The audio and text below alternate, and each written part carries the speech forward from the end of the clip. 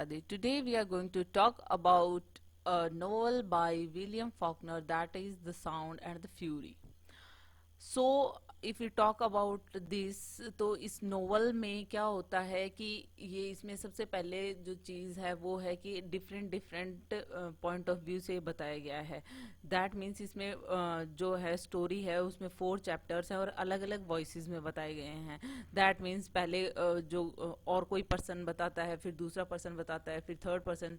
जैसे कि for example ये आप देख सकते हो the sound and the fury में, जैसे पार्ट 1 जो होता है इस चैप्टर का, वो बेंजी जो है उसके पॉइंट ऑफ व्यू से है. वो जो चीज़ें हैं स्ट्रीम ऑफ कॉन्शियसनेस में ये नोवेल लिखा गया है, वो याद करता है अपना पास्ट और कुछ चीज़ें याद करता है, मतलब उसके मोनोलॉग्स हैं, वो क्या सोच रहा है. फिर दूसरा जो है वो क्वेंटिन के प्रोस्पेक्टिव से है. थर्ड जो है वो जैसन. और ये जो तीनों हैं ये तीनों भाई हैं. दैट मीन्स कि ये कैम्पसन जो फैमिली है उसके 3 बेटे हैं और ये इन 3 के पॉइंट ऑफ व्यू से ये चैप्टर्स हैं. और जो फोर्थ है ये विलियम फॉकनर द्वारा लिखा गया है. दैट मीन्स कि इसमें एट द एंड की क्या क्या होता है वो उन्होंने बताया है.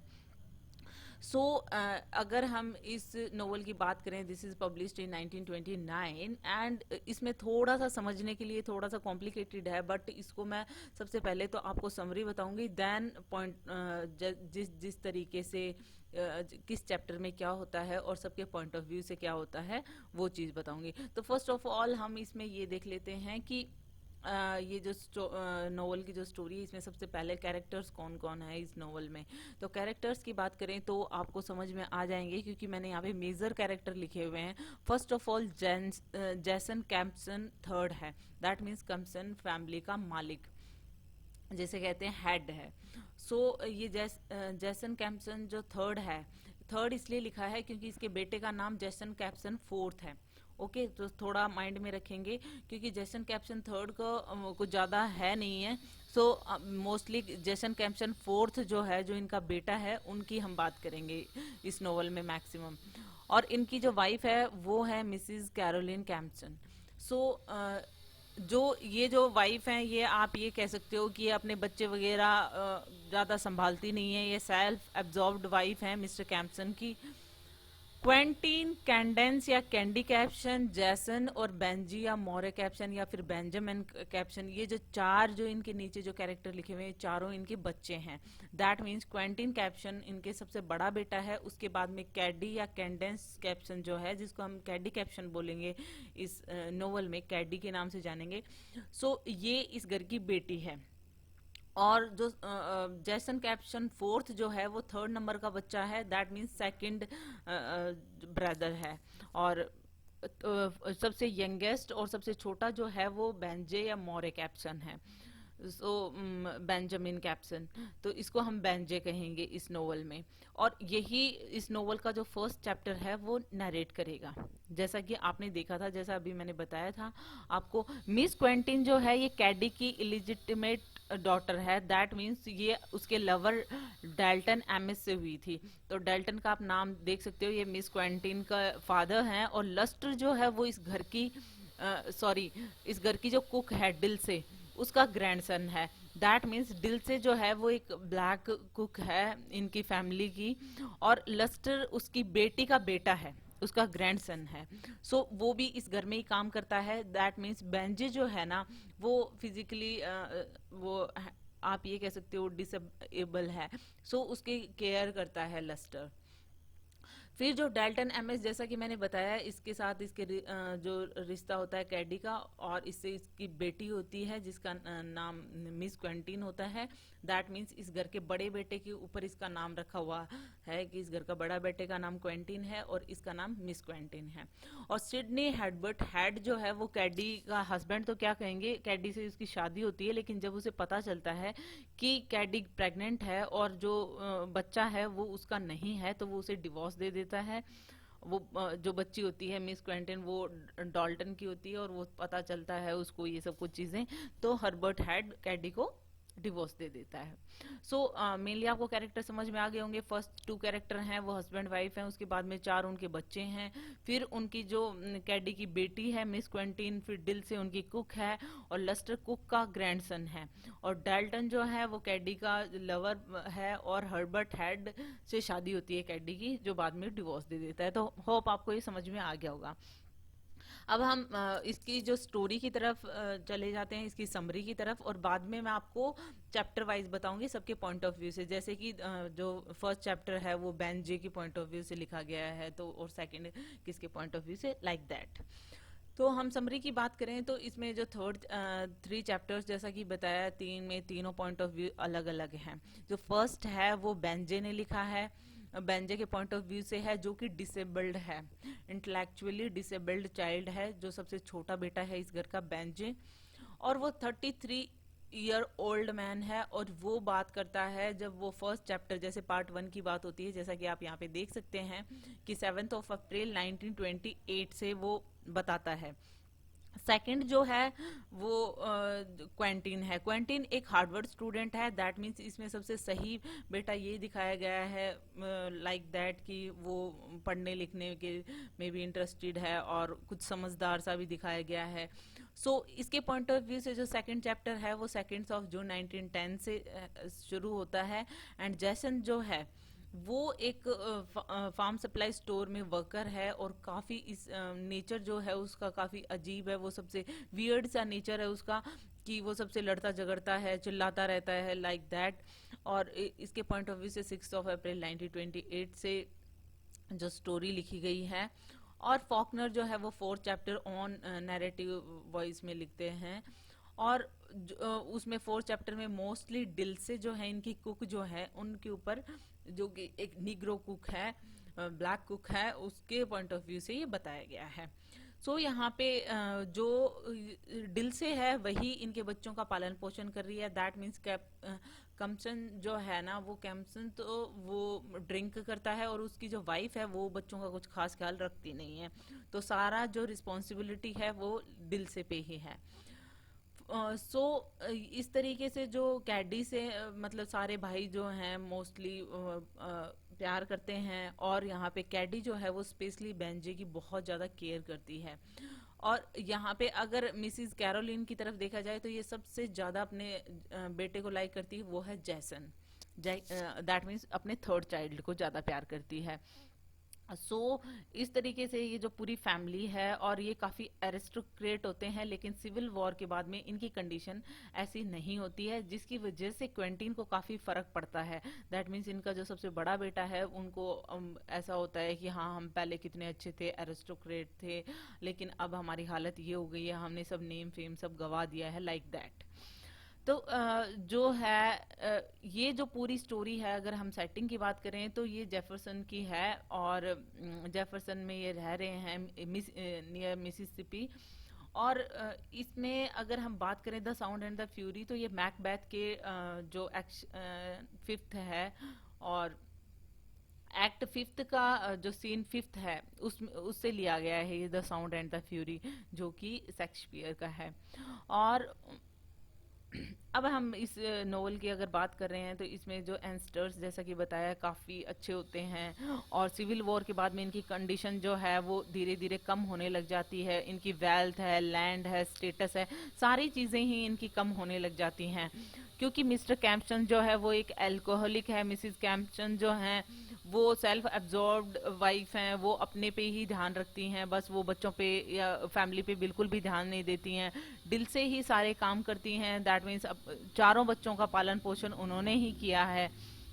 क्वेंटीन जो सबसे बड़ा बेटा है काफ़ी सेंसिटिव है, और कैडी जो है वो काफ़ी जिद्दी टाइप की लड़की है, लविंग है, पैशनेट है, और इसके अफेयर वगैरह भी होते हैं बाद में। जैसन जो है वो मतलब बहुत ज़्यादा जिसे कहते हैं इस टाइप का बंदा है कि वो डांटता फटकारता रहता है, उसका नेचर काफ़ी वियर्ड है।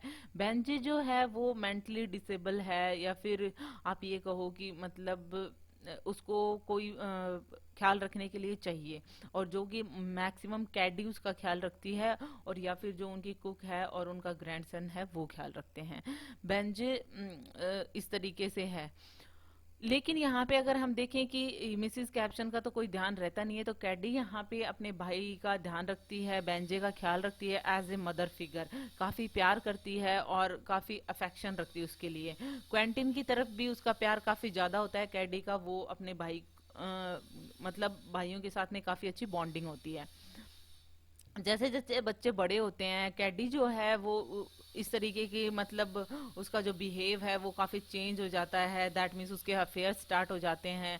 क्वेंटीन जो है वो जो है हार्वर्ड में पढ़ना चाहता है। बेंजे जो है वो इस तरीके से मतलब वो मेंटली सही नहीं है, तो इस तरीके से चिल्लाता रहता है और इस तरीके की चीज़ें करता रहता है। क्वेंटिन जो है हार्वर्ड जाना चाहता है, तो उसके लिए मिस्टर कैप्शन जो हैं वो अपना फैमिली लैंड का बहुत बड़ा पोर्शन, दैट मीन्स कि वो पहले से, अभी तो उनकी हालत ख़राब चल ही रही है, साथ ही साथ में अब उनको पढ़ने के भेजने उसकी हेल्प करने के लिए, क्वेंटिन की हेल्प करने के लिए मिस्टर कैप्शन जो है वो अपनी ज़मीन का बहुत बड़ा टुकड़ा बेच देते हैं। सो कैडी जो है यहाँ पे जो है इस तरीके से उसके लव अफेयर होते हैं, और उसके बाद में वो प्रेग्नेंट हो जाती है, और उसके बाद में वो किसी को भी उसके फादर का नाम नहीं बताती है, लेकिन सबको लगता है कि डेल्टन ही होगा, जो कि उनके टाउन का ही एक लड़का होता है, उससे उसका लव अफेयर होता है। कैडी की प्रेगनेंसी है उसकी वजह से क्वेंटिन जो है वो काफ़ी सूझा हुआ लड़का होता है, इसलिए उसको काफ़ी बहुत बुरा लगता है, वो इमोशनली एकदम टूट जाता है कि उसकी बहन ने ये सब क्या कर दिया। वो यहाँ तक कि अपनी बहन की इस जो प्रेगनेंसी है उसकी रिस्पॉन्सिबिलिटी भी उठाता है, वो अपने फादर को झूठ भी बोलता है कि ये मेरी गलती की वजह से हुआ है ये बच्चा। लेकिन मिस्टर कैप्शन जो है वो इस तरीके से सारी चीज़ें समझ जाते हैं और इस चीज़ को एक्सेप्ट नहीं करते हैं।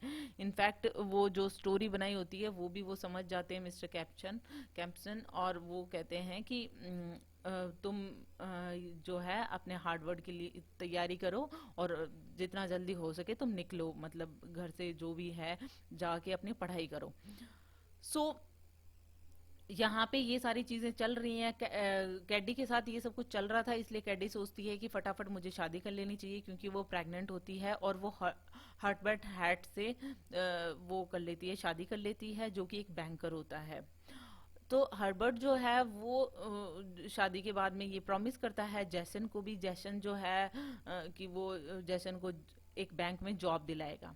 हर्बर्ट जब इसको ये पता चलता है कैडी किसी और से प्रेग्नेंट है, तो वो कैडी को भी डिवोर्स दे देता है, और जो उसने प्रॉमिस किया था कि वो जैसन की जॉब लगाएगा वो भी, वो ऑब्वियस सी चीज़ है, वो उसे भी छोड़ देगा, तो दैट मीन्स कि उसने वो चीज़ करने से भी इनकार कर दिया। इस बात पे जो क्वेंटिन है वहाँ पे दूसरी तरफ काफ़ी दुखी है, जो कैडी ने जो पाप किया है उसको लेकर, और वो उसको उस दुख के कारण सुसाइड कर लेता है, चार्ल्स रिवर में जंप कर देता है और सुसाइड कर लेता है। यहाँ तक कि उसकी मतलब जो फर्स्ट ईयर होती है वो ख़त्म होने से पहले ही वो सुसाइड कर लेता है, सॉरी। कैम्पसन इधर क्या होता है कि ये सारी चीज़ें जब होती हैं उसकी वजह से, कैडी की वजह से यहाँ पे क्वेंटिन जो है सुसाइड कर लेता है। यहाँ पे कैम्पसन को काफ़ी गुस्सा आता है, क्योंकि उसके हस्बैंड ने भी उसे डिवोर्स दे दिया है, तो कैडी को वो बेदखल कर देता है, डिसऑन कर देता है और घर से निकाल देता है। बट वो जो उसकी बेटी होती है मिस क्वेंटीन, उसको नाम देते हैं अपने बड़े बेटे के नाम पे, और उसके बाद में मिस क्वेंटीन का पालना की जो जिम्मेदारी होती है, पालने की जिम्मेदारी वो कैम्पसन फैमिली ही ले लेती है। वो डिल्सी के शोल्डर पे आ जाती है। क्यों? क्योंकि डिल्सी जो है वही उनके बच्चों को पाल रही थी, क्योंकि ये तो दोनों हस्बैंड वाइफ जो है वो कुछ ज़्यादा ध्यान देते नहीं है बच्चों पे, स्पेशली वाइफ। तो दिल से जो है वो उसकी जिम्मेदारी लेती है मिस क्वेंटिन की, और वो उसका पालन पोषण करना शुरू कर देती है। मिस्टर कैप्शन जो है वो अल्कोहल की वजह से वो मर जाते हैं। जब क्वेंटिन की डेथ होती है उसके एक साल बाद में क्वेंटिन सुसाइड करता है, उसके एक साल बाद में मिस्टर कैप्शन जो है वो भी अल्कोहल की वजह से मर जाते हैं। अब घर का जो है कि बड़ा बेटा भी नहीं है और फादर भी नहीं रहे हैं, तो अब जैसन जो इनका बेटा है जैसन कैम्पसन फोर्थ जो है वो अब घर का हेड बन जाता है, ऑब्वियस सी चीज़ है। अब वो है कि वो जो लोकल फार्म सप्लाई स्टोर में जो वो काम करता है उससे वो खुश नहीं है, और उसको जो जॉब नहीं मिली उसके लिए भी वो अपनी बहन को ही जिम्मेदार मानता है कि अगर वो ऐसा सब कुछ नहीं करती तो मे बी हर्बर्ट हैट उसे जॉब लगा देता कोई अच्छी। जैसन जो है वो काफी मतलब इस तरीके का नेचर है उसका कि वो मनी चुराता है जो कि कैडी अपनी बेटी के लिए, मिस क्वेंटीन के लिए, उसके पालन पोषण के लिए भेजती है, जिसने अपनी बेटी, क्योंकि उसकी बेटी कैम्पसन फैमिली के साथ में रहती है, तो वो जो पैसे भेजती है वो चुरा लेता है जैसन जो है। दूसरी तरफ हम मिस क्वेंटीन की तरफ देखें जो कि कैडी की बेटी है, वो बड़ी होती है तो वो जस्ट लाइक मदर ही बन जाती है। दैट मीन्स वो भी काफ़ी स्टबर्न, अनहैप्पी, रेबिलियस और इसी तरीके की मतलब काफ़ी फ्लर्टिंग टाइप की होती है। सो वो उसकी जो मैक्सिमम लड़ाई होती है वो अपने अंकल जैसन से चलती रहती हैं, क्योंकि वो भी काफ़ी जिद्दी होती है अपने माँ की तरह। और ईस्टर संडे होता है 1928 की बात है। उस दिन जो मिस क्वेंटीन जो है वो बहुत सारे मतलब कुछ थाउजेंड्स ऑफ डॉलर जो है वो जैसन के चुरा के भाग जाती है एक लड़के के साथ में। और जैसन उसे उसका पीछा करता है और वो उसको नहीं मतलब नहीं मिलती है, उसको चेज नहीं कर पाता है, तो वो वापस आ जाता है। और एट द एंड डिल्से को दिखाया जाता है कि वो बेंजे को लेकर और जो बाकी की फैमिली को लेकर ईस्टर सर्विस के लिए एक लोकल चर्च में जाती है। और इसी के साथ में इस जो नोवेल की है वो समरी खत्म हो जाती है। तो ये तो है था कि मोस्टली जो किस तरीके से ये जो नोवेल में चीज़ें होती हैं और इन आपस के जो कैरेक्टर हैं इनके रिलेशंस किस तरीके के हैं। अब हम अगर इनके पॉइंट ऑफ व्यू से देखें कि चैप्टर वाइज देखें कि फर्स्ट चैप्टर, सेकंड चैप्टर और इनके पॉइंट ऑफ व्यू क्या होते हैं, तो अब हम इनके पॉइंट ऑफ व्यू से देख लेते हैं। तो पार्ट वन जो है, जो इसका नरेटर होता है वो बेंजे होता है। जैसा कि मैंने बताया वो एक मेंटली डिसेबल्ड है और वो जो है इस तरीके की चीज़ें करता है कि मतलब कभी चिल्लाने लग जाता है, उसको केयर टेकर की ज़रूरत होती है हमेशा, कहीं पे भी वो जाता है। सो वो सबसे यंग होता है और जो फर्स्ट नोवेल का जो फर्स्ट नरेटर होता है वो भी बेंजे ही होता है। सो इस तरीके से जो है ये जो सारे भाई बहन होते हैं चारों, तो ये जैसा कि मैंने बताया एरिस्टोक्रेट फैमिली होती है इसकी, सर्दर्न फैमिली जेफरसन में, मिसिसिपी में। सो ये सिविल वॉर के बाद में इनकी जैसे जैसे वेल्थ, मॉरलिटी, ये सैनिटी, ये सब कुछ डिक्लाइन होने लग जाता है। यहाँ पे जैसन थर्ड को देखा जाए तो ये उसके क्या होता है कि उसका कुछ नेचर कुछ ज़्यादा अच्छा बताया गया नहीं है। अब जो ये बेंजी जब ये 7 अप्रैल 1928 को जो ये फर्स्ट सेक्शन लिखता है, ये उस टाइम की बात है जब उसका 33rd बर्थडे होता है। सो ईस्टर जो डे होता है 1928 में, उसके जस्ट पहले की बात है। दैट मीन्स ये जो फोर्थ पार्ट में जिस ईस्टर डे की बात कर रहे हैं उसके जस्ट 7 अप्रैल की बात है। ये क्या होता है कि ये बेंजे जो होता है ये एक जो कि इनकी जो ब्लैक कुक है डिल से, उसके ग्रैंडसन लस्टर के साथ में ये जा रहा होता है इधर उधर।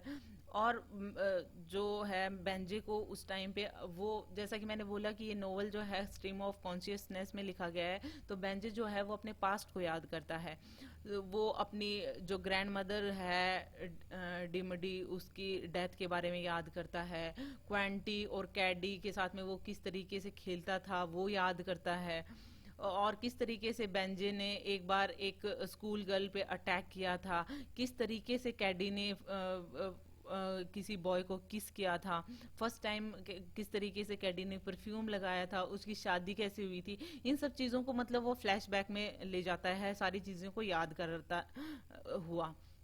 प्रेजेंट एक्शन में बेंजे जो है वो फिर बाद में ये सारी चीजें याद कर रहा होता है और लस्टर के साथ में घूम रहा होता है। तो बेंजे इतने में मिस क्वेंटीन को देख लेता है और मिस क्वेंटीन जैसा कि वो उसकी बहन की कैडी की बेटी होती है और वो एक रेड टाई वाले आदमी को किस करने जा रही होती है। लस्टर ये सब देख लेता है और दैट मीन्स बेंजे इंटरप्ट करता है और फिर मिस क्वेंटीन वहाँ से चली जाती है और लस्टर जो है वो बेंजे को डिनर के लिए लेके जाता है। वहाँ पे जो है बेंजे और जैसन की कहासुनी हो जाती है। इसके बीच में डिल से जो है वो इंटरप्ट करती है और जो डिल से है वो काफ़ी अच्छे से ट्रीट करती है बेंजे को, लेकिन बेंजे को उसका भाई जो है जैसन कुछ खास ट्रीट करता नहीं है, बस उसकी बहन कैडी जो है वो उसकी केयर करती है ज़्यादा। अब हम सेकंड सेक्शन की बात करें तो सेकंड सेक्शन जो है वो क्वेंटीन ने नरेट किया है।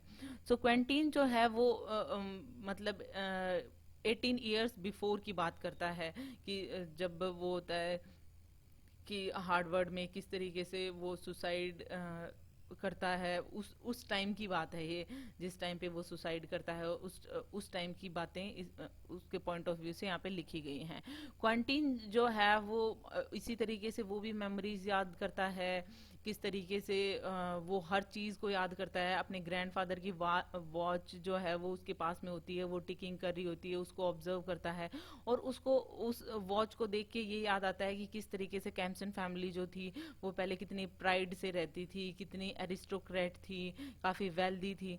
तो क्वेंटिन जो है वो इन सब चीजों को याद करके काफी दुखी होता है कि उनका जो ऑनर है वो धीरे धीरे कम होता गया। कैडी ने भी जो किया वो भी सही नहीं था, जो कैडी ने जो सिन किया है।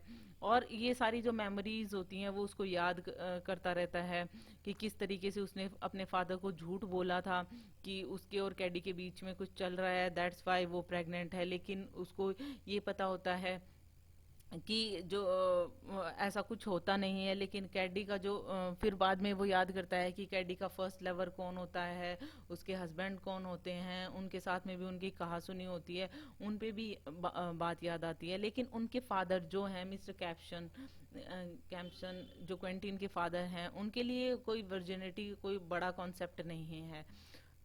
लेकिन क्वेंटीन के लिए ये सब कुछ काफी मैटर करता है और इन सब चीजों को याद करते हुए वो बहुत उसको बुरा लगता है। और प्रेजेंट में जब वो आता है, जब वो ये सारी चीजें नरेट कर रहा होता है, उस कंडीशन में फिर वो घड़ी को तोड़ देता है जो कि अभी भी टिक टिक कर रही होती है, और वो ब्रिज के ऊपर डेथ के बारे में सोच रहा होता है कि मुझे सुसाइड कर लेना चाहिए। इतने में कोई इटालियन गर्ल उसे दिखाई देती है। उसके लिए वो ब्रेड खरीदता है, और उसके बाद में उसका जो भाई है इटालियन गर्ल का वो आता है, उसको लगता है कि वो किडनैप करने की कोशिश कर रहा था इसे, इसलिए वो उसकी पिटाई कर देता है।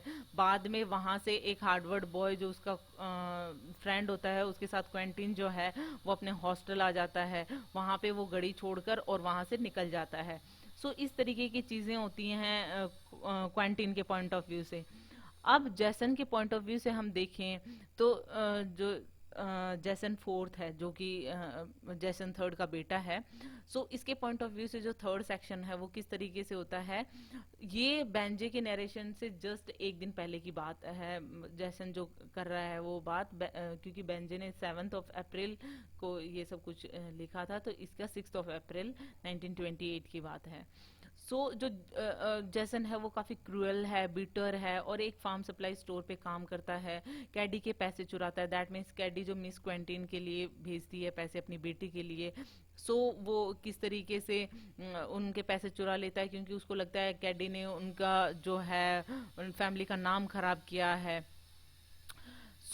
जैसन जो है वो इस तरीके से पास्ट की बातें याद करता है। कैडी के हस्बैंड ने किस तरीके से उसको जॉब बैंक में ऑफर की थी, लेकिन बिकॉज ऑफ कैडी उसने ये सब कुछ छूट गया उसका, और उसका डिवोर्स भी हो गया। ये सारी चीजें वो याद करता है। प्रेजेंट एक्शन में जैसन जो है वो आर्ग्यू करता है मिस क्वेंटीन से, और अपने बॉस से, अपनी मदर से, हर किसी को मतलब डांटता फटकारता रहता है। क्वेंटीन को भी बुली करता है, और वो कहता है कि तुम मनी ऑर्डर साइन करो, लेकिन क्वेंटीन ऐसा करने से मना कर देती है। क्वेंटीन इनफैक्ट जो उसका पैसा है वो लेके भाग जाती है अपने लवर के साथ में, और वो उसका पीछा भी करता है, लेकिन वो उसके हाथ नहीं आती है और जैसन वापस आ जाता है। इस तरीके से उसके बाद में डिल से और लस्टर के साथ में भी उसके आर्ग्यूमेंट होते हैं डिनर के टाइम पे। तो इस तरीके से इसके पॉइंट ऑफ व्यू से जो स्टोरी होती है जैसन के, उस तरीके से होती है। पार्ट 4 में क्या होता है लास्ट सेक्शन में, कि दिल से जो है वो सारे मतलब चीजें रेडी कर रही है, क्योंकि वो ईस्टर संडे को लोकल चर्च में जा रही है। और ये बात है 8 अप्रैल की, और सॉरी, और उसके बाद में जैसन जो है वो देखता है कि मिस क्वेंटीन जो है वो उसके पैसे चुरा के ले गई है, वो भागता है। और उसके बाद में इनफैक्ट वो जो पैसे होते हैं वो उसी के होते हैं, क्योंकि उसकी मदर कैडी नहीं भेजे होते हैं, लेकिन जैसन फिर भी उसका पीछा करता है और इस तरीके की चीज़ें होती हैं। लेकिन जैसे ही वो भागता है डिल से, लस्टर और बेंजे जो है वो ईस्टर चर्च की सर्विसेज के लिए चले जाते हैं। यहाँ पे जैसन जो है बाद में जो इस फोर्थ सेक्शन में बताया होता है कि जैसन पुलिस के पास में भी जाता है, लेकिन पुलिस हेल्प करने के लिए मना कर देती है, इसलिए वो क्वारंटीन को खुद ही दूसरे टाउन में भी उसका पीछा करता हुआ जाता है। वहां पे उसको किसी ओल्ड मैन उसको अटैक करते हैं, उस पे अटैक कर देता है जैसन पे, और वो वहां से वापस आ जाता है क्योंकि उसको मिस क्वेंटिन नहीं मिलती है। मीनवाइल जो लस्टर है वो बेंजे को एक वॉक के लिए ले जाता है थोड़ी सी दूर पे, लेकिन वो रास्ता भटक जाते हैं। जैसे बेंजे चिल्लाने लग जाता है, इतने में उनको जैसन मिलता है। जैसन भी उनके ऊपर चिल्लाता है कि उन्होंने ये वो यहाँ पे क्या कर रहे हैं। इस पे जो लस्टर है वो वापस से जो है वो रास्ता ढूंढ लेता है, और बेंजे को अच्छा लगता है कि सारी चीजें सही हो गई हैं, दैट मीन्स उनको रास्ता मिल गया है। At the end of this novel क्या होता है कि अपेंडिक्स में कि फॉकनर जो है वो बताता है कि किस तरीके से ये सारी चीजें होने के बाद में कैम्सन फैमिली के साथ में क्या होता है वो बता रखा है at the end of this novel. कि मतलब जब कैरोलिन की डेथ हो जाती है, दैट मीन्स कि जो कैम्पसन फैमिली का जो मालिक है जैसन कैम्पसन थर्ड, उसकी जो वाइफ होती है कैरोलिन, उस जब वो खत्म हो जाती है तो जैसन मालिक बन जाता है, जैसन थर्ड। और जैसन क्या करता है, बेंजे को तो मेंटल असाइलम में भेज देता है और कैप्सन हाउस बेच देता है। और उसके बाद में बहुत टाइम के बाद में एक लाइब्रेरियन जो है वो एक पिक्चर लेकर आता है कैडी की, एक मैगजीन में होती है वो पिक्चर, और वो लाकर डिल्से को देता है कि देखो ये कैडी की पिक्चर है। लेकिन लाइब्रेरियन जब उसे वो लाकर देता है डिल्से को वो पिक्चर, तो डिल्से कहती है कि उसकी कोई इच्छा नहीं है कैडी को बचाने की, वो जो कर रही है ठीक है, और अच्छा है कि वो जेफरसन से दूर रहे। दैट मीन जेफरसन वो जो प्लेस है मिसिसिपी में जहाँ पे ये लोग रहते थे। तो दिल से भी अब ये चाहती है कि ये इस सब पचड़े में ना पड़े, और कैडी ठीक है वो जो कर रही है, उसको कोई डिजायर नहीं है कैडी को बचाने का, और वो जेफरसन से दूर ही रहे तो अच्छा है। इसके साथ ये नोवेल खत्म हो जाती है। Hope you like it. If you like it please hit the thumbs up button, please please please subscribe the channel, put your views and suggestion in comment section. So thank you.